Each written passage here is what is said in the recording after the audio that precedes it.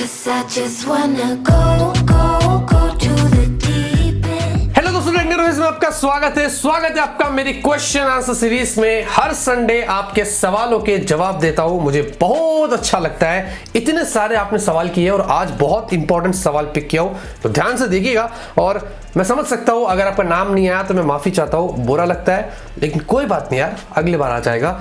जितने लोगों ने सवाल किए वो भी हमारे ही भाई है, इंडियन है, तो बस ऐसे ही समझ लीजिए, एक ही फैमिली है। एनीवेज, लाइक करिए दोस्तों, इस सीरीज पर भी खूब सारे लाइक करिए।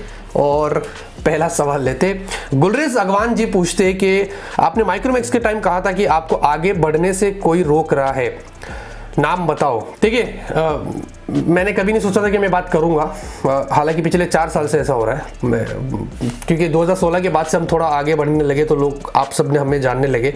2015 तक तो मुझे कोई जानता नहीं था, लेकिन अब माइक्रोमैक्स के साथ जब ऐसा हुआ, उन्होंने जब बताया कि भाई कुछ चिपसेट की सप्लाई रुका रहा है, जो भी उनका सच है झूठ है वो उनकी मर्जी है, लेकिन जब ये बात निकली तो मुझे अफसोस हुआ और मुझे बहुत बुरा फील हो गया कि मेरे साथ भी ऐसा इंडस्ट्री में हुआ है और अभी भी हो रहा है। तो मैं इतने साल से कभी ये चीज़ बोला नहीं था, ये बात निकली तो मैंने बोला। अगर बोलना रहता तो मैं पहले ही बोल देता, कंट्रोवर्सी कर लेता। ये सब मुझे नहीं करना है, मुझे सिर्फ काम करना है। लेकिन अब आपने बोला है कि कौन करता है, नाम बताओ, तो देखिए नाम तो नहीं बताया जाता है बस लोग पीछे से मतलब ब्रांड्स को बोलते हैं कि इसको फ़ोन देंगे तो हम काम नहीं करेंगे। लिटरली ब्रांड को फ़ोन किया जाता है, बोला जाता है कि देखिए ये इवेंट होगा, अगर ये आएगा तो हम नहीं आएंगे। अगर कोई ऑनलाइन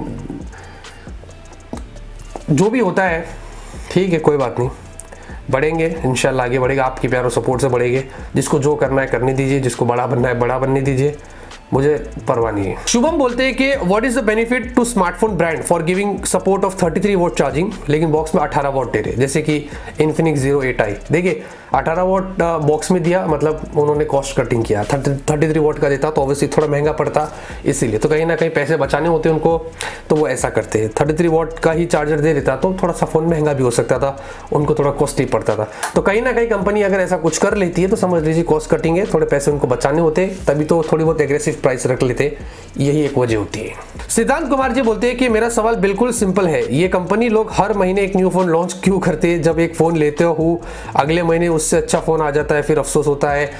देखिए ये चीज़ तो मुझे बिल्कुल भी समझता नहीं कि ऐसे ब्रांड क्यों करती है, और मुझे सीरियसली बुरा लगता है और चीप लगता है। देखिए ऑलरेडी इतने सारे फोन्स मार्केट में है और वही सेम ब्रांड अपना फोन लॉन्च करके फिर दोबारा 2-3 महीने में एक और फोन लॉन्च कर लेती है उसका सक्सेसर बनाकर, फिर प्रीवियसली जिसने लिया वो बोलेगा थोड़ा रुक जाता तो वो फोन ले लेता। तो ये क्यों करते हैं मुझे समझ नहीं आता है। मे बी शायद ज़्यादा R&D करते तो कुछ नई टेक्नोलॉजी आ गई तो वो न्यू वाले फ़ोन में लगा देते, या इनका क्या खेल है मुझे पता नहीं। हर प्राइस कैटेगरी में उनको अपने फ़ोन को रखना होता है, 12, 15, 16, 20 हज़ार में हम हो हर जगह, क्योंकि इनके पास बहुत सारा प्रोडक्शन पड़ा हुआ है करने के लिए। तो बहुत सारे वजह होती है, तो ये भी एक रीज़न हो सकता है। बाकी तो ये ऐसा राज है जो ये सिर्फ ब्रांड ही समझ सकती है कि ये ऐसा क्यों करती है। मोनू कुमार ठाकुर बोलते हैं कि मेरा सवाल ये है कि आप सब फ़ोन का गिव अवे कर देते हो तो अपने पास क्या रखते हो, and charging test, camera compare, speed test कैसे करते हो? देखिए हमारे पास कभी एक फ़ोन आते, कभी 2-2 फ़ोन आते, कभी 3 फ़ोन आते, तो हम उसमें से एक रख लेते और उसके बाद फिर उसके साथ जो करना हम करते। कभी कभी क्या होता है कि हम गिव अवे जो करते हैं वो कभी 15 दिन 1 महीने का टाइम रहता है, तो उसके बीच में 15-20 दिन 1 महीने के अंदर ही हम लोग बहुत सारे टेस्टिंग कर लेते हैं, तो उसके लिए भी हम वो फ़ोन को रखते हैं। जब गिव अवे का टाइम होता है, निकलता है, तो हम उसको भेज देते, तो ये हम थोड़ा एडजस्ट कर लेते, हो जाता है। शफीउल हक बोलते हैं कि ब्रो एक गिव अवे कोई जीतता है तो क्या वो दूसरा भी जीत सकता है? हाँ, क्यों नहीं। अगर फॉर एग्जांपल आपने मेरे कोई इन्फिनिक्स वाले गिव अवे में पार्टिसिपेट कर लिया, आपने वो जीत लिया, नेक्स्ट टाइम मोटरोला का किया, उसमें आपका नाम है, आप जीत गए, तो ठीक है, वो आपके लक के ऊपर डिपेंड करता है। ऐसे कोई कंडीशन नहीं कि आपने एक बार जीता तो नेक्स्ट टाइम नहीं जीत सकते, ऐसा कुछ भी नहीं है। अजीत गुड़ेकर बोलते हैं कि Note 9 Pro 5G के लिए वेट करना चाहिए क्या, वो इंडिया में आएगा क्या? और जैसे कि आपने कहा था टेक्नोस में कि वो Mi 10i के नाम से आएगा, तो क्या वो 20,000 के नीचे आएगा?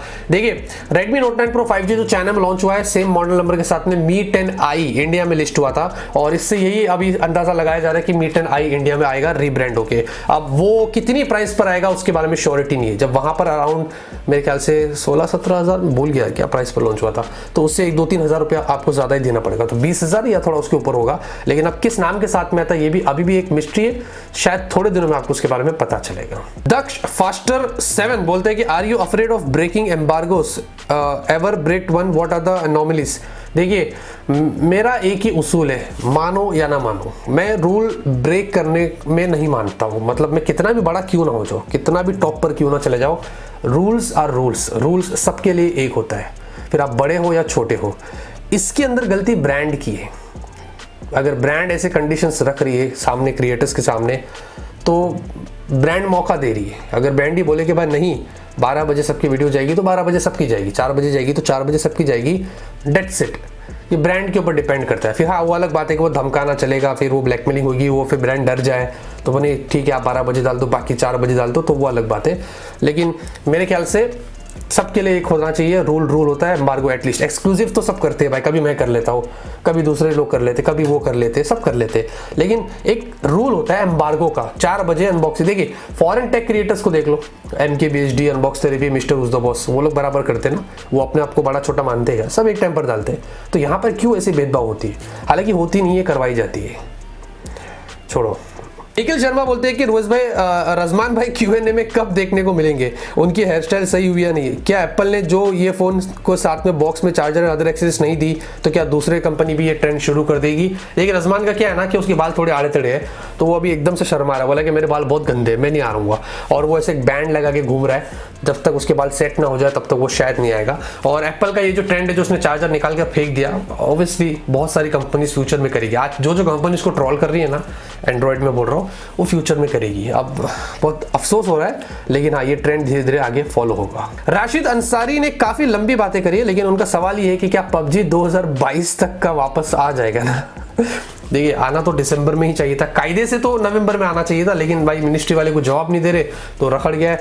और मे बी दिसंबर, क्या पता जनवरी 2021। ऐसी भी बातें हो रही थी कि 2021 की शुरुआत में न्यू ईयर बन के आ जाएगा, और अगर 2021 में नहीं आया तो क्या पता 2022 फिर 2023। इंतजार तो हमें करना ही है, अब क्या कर सकते हैं। मुझे लगता है फौजी आने दो, ये फौजी का गेम हो सकता है, कुछ भी हो सकता है। अभी ऊपर क्या चलता है ना टॉप लेवल का अपने को ज़्यादा नहीं पता, लेकिन ऐसा भी हो सकता है भाई पब्लिक खेलेगी, ऐसा लगेगा हाँ चल अभी फौजी का पेट भर गया हमारा, पबजी को एंट्री दे देते मे बी। बबलू हाजोंग, ये बबलू भैया जो है ये एक साथ 15-20 सवाल कर लेते, तो भाई आप एक बार सुन लीजिए। आपके इतने सवाल थे कि मतलब स्पैम लग रहा था थोड़ा, तो आप एक सवाल एक टाइम पे पूछिए, दूसरों को भी मौका दीजिए। तो खैर उन्होंने पूछा कि OnePlus 9 सीरीज में OnePlus 9E क्या अफोर्डेबल प्राइस की होगी, और OnePlus 9E का स्पेसिफिकेशंस क्या? देखिए OnePlus 9E के बारे में फिलहाल कुछ नहीं पता है। OnePlus 9 और 9 Pro के साथ में इस बार ऐसा बताया गया था कि OnePlus 9E आएगा। अब ये क्या होगा, इसमें क्या प्रोसेसर होगा, प्राइस क्या होगी, कब आएगा, इसके बारे में कुछ नहीं पता है। कुछ जगहों पर बताया जा रहा है कि अफोर्डेबल रेंज का होगा।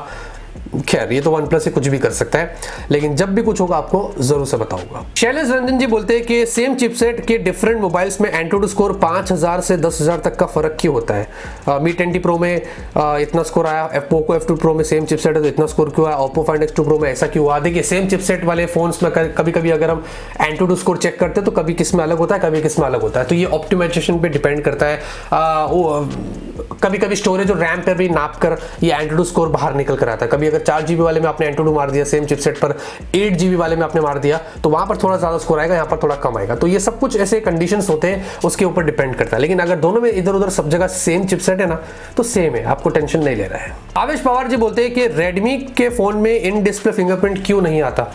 क्या बात कर रहे हैं यार, Redmi K20 Pro में तो था ना, और Redmi K20 हाँ जो सीरीज आई थी उसमें तो था। लेकिन आपका मतलब है कि बजट में, मतलब अंदर एकदम 10-15 हज़ार। देखिए वहाँ पर तो एमोलेड आना भी फिलहाल मुश्किल है, और अंडर डिस्प्ले तो और भी ज़्यादा मुश्किल है। आते हैं लेकिन अंडर डिस्प्ले फिंगरप्रिंट स्कैनर अभी बजट एमोलेड में आपको नहीं मिलेगा। लेकिन Redmi वाले ने हाल ही में बताया था, Xiaomi वालों को एक ऐसा ब्रेक थ्रू मिला था कि LCD में भी वो अंडर डिस्प्ले उन्होंने अचीव किया है, तो शायद वो फ्यूचर में आ सकता है। तो LCD ऑब्वियसली एमोलेड से थोड़ा चीप होगा, तो उसमें क्या बहुत सारे ऐसे बजट फोन फ्यूचर में आएंगे जो LCD होगी, जिनमें आपको under display camera fingerprint scanner मिलेगा।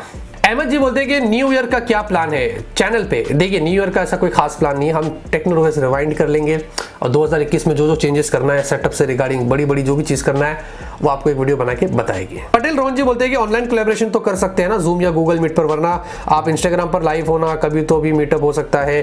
देखिए मैंने कोशिश किया था, बीच में सोचा था जूम पर या गूगल मीट कहीं पर भी हम मीटअप रखते हैं ऑनलाइन, लेकिन लगा यार बहुत मुश्किल होगा, इतने सारे लोग आएंगे ग्रुप वाइज, कैसे मैं झेल पाऊंगा और क्या होगा, उतना कंफ्यूजन था कि मैं क्या बताऊं। लेकिन बहुत उम्मीद है आप लोगों से ऑनलाइन मीटअप करने की। ऐसा तो फिजिकली करना था लेकिन कोविड की वजह से हम रुके हुए, लेकिन जैसे ही कोविड खत्म होगा सब ठीक होगा, हम शुरू करेंगे मुंबई से और धीरे धीरे दिल्ली और पंजाब और आप जहां से भी है हम सब जगह आएंगे और आपसे मिलेंगे, अगर आप मुझसे मिलना चाहो तो। रोहन जी बोलते हैं कि आपका मर्चेंडाइज सेल पर कब जाएगा, मुझे बाय करना है प्लीज बताओ। दिसंबर तो आ गया, अरे दिसंबर तो आ गया, 15 तारीख के आसपास, उसके बाद हो जाएगा, पूरा काम हो गया, वेबसाइट भी तैयार है, टी शर्ट्स भी आ गए हैं, सब कुछ हो गया, बस हम शुरू करेंगे और इंशाल्लाह आपके सपोर्ट की खूब सारी ज़रूरत है। जय मोटवानी बोलते हैं कि क्या हमें माइक्रोमैक्स की तरफ से कोई फ्लैगशिप डिवाइस देखने को मिल सकता है 2021 में? हाँ, क्यों नहीं। फ्लैगशिप तो इतना जल्दी नहीं आएगा, लेकिन मुझे लगता है मिड रेंज आ सकता है, 20-25 हज़ार की रेंज का वो लोग शायद डायमेंसिटी प्रोसेसर के साथ में लेके, हाँ ये माइक्रोमैक्स कर सकता है। अभी फिलहाल के नोट 1 के बाद आई थिंक एक और फ़ोन उनका आएगा, उसके बाद फिर शायद वो लोग ट्राई करेंगे। प्रिंस सी उन्होंने पूछा है कि सवाल तो नहीं लेते बट मन की बात थी जो बोलना है, आप अच्छा काम कर रहे हैं, अदर टेक क्रिएटर्स के साथ कोलैब या हो या tweets on Twitter, you are one who let me know that हाँ इंडियन टेक क्रिएटर्स आपस में म्यूचुअल अंडरस्टैंडिंग। मैं यही बिलीव करता हूँ, यूनिटी। हम जाते दूसरे चैनल पर कमेंट करते, किसी का ट्वीट को रीट्वीट करना है हम वो करते, हमारे टेक न्यूज़ में हम दूसरे टेक क्रिएटर्स का नाम ले लेते, तो इसमें बुरा क्या है? एक इंडियन अगर दूसरे इंडियन के बारे में बात नहीं करेगा तो कैसे चलेगा? मैं तो ओपन हूँ, कोलैब भी अगर मुझे करना हो किसी के साथ में, हाँ ऐसा नहीं कि सबके साथ कोलैब कर लूँ मेरे चैनल पर, नहीं, कुछ लोगों को जिसको हम जानते अच्छे से अगर मैं उनके साथ कोलैब कर लूँ तो उनके चैनल पर भी कोलैब हो रहा है और मेरे चैनल पर भी मैं उनको लेके आऊँगा, तो ये एक अच्छा लगता है ऐसा। तो ऐसी बहुत सारी चीज़ें जो मैं बिलीव करता हूँ यूनिटी में, लेकिन काफ़ी सारे लोग गलत समझते हैं मुझे, तो अब गलत समझते हैं। खैर, तो आई थिंक इतना ही सवाल थे आज के, उम्मीद करता हूँ आपको पसंद आएगा। ऐसे ही आपके सवालों के जवाब हम हर संडे देंगे। वीडियो पसंद आएगी लाइक करिए, तब तक के लिए ऑलवेज कीप स्माइलिंग।